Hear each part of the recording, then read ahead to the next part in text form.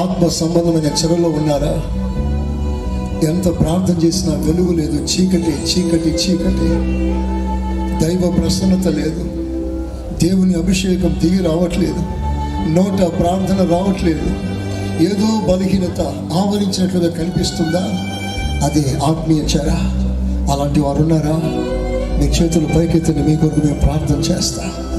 శరీర స్వస్థత కంటే ఆత్మ స్వస్థత నీకు చాలా ప్రాముఖ్యం. దేవుని బిడ్డ, నీ ప్రతి గొలుసులు తెగి కింద పడాలి, ప్రతి కాడి విరగొట్టబడాలి, ప్రతి బానిస బ్రతుకు లయమైపోవాలి, సాతాను చాలా విడుదల పొందాలి. నీవు చెప్పు, చేతులు పైకెత్తి యేసయ్యా అని కేకవేయండి గట్టిగా.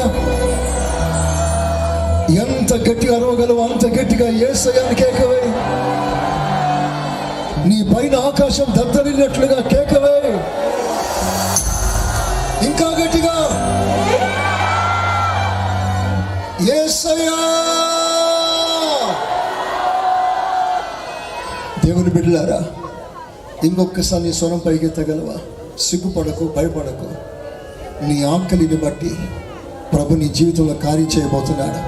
ఈ రాత్రి నీ జీవితంలో ఒక అద్భుతమైన కార్యం చేయడానికి నా ప్రభు దిగి వచ్చిన రాత్రి. ఆ గుడ్డివాడు ఎంత అణిచినా అంత గట్టిగా కేక వేశాడట.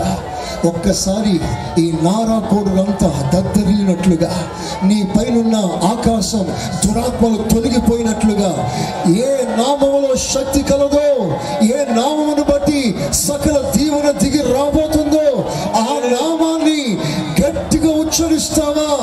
యేసయ్యా. ఇంకొకసారి మైకులో కాదు, అందరు స్వరం ఎత్తి గ్రౌండ్లో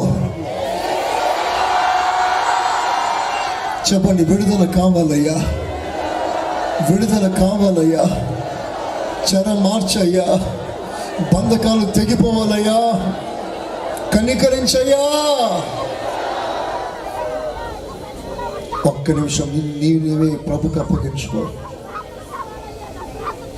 పలికించడం ముఖ్యం కాదు, నీ హృదయంలో ఒక సిద్ధపాటు రావాలి. ఆ సిద్ధపాటు వస్తే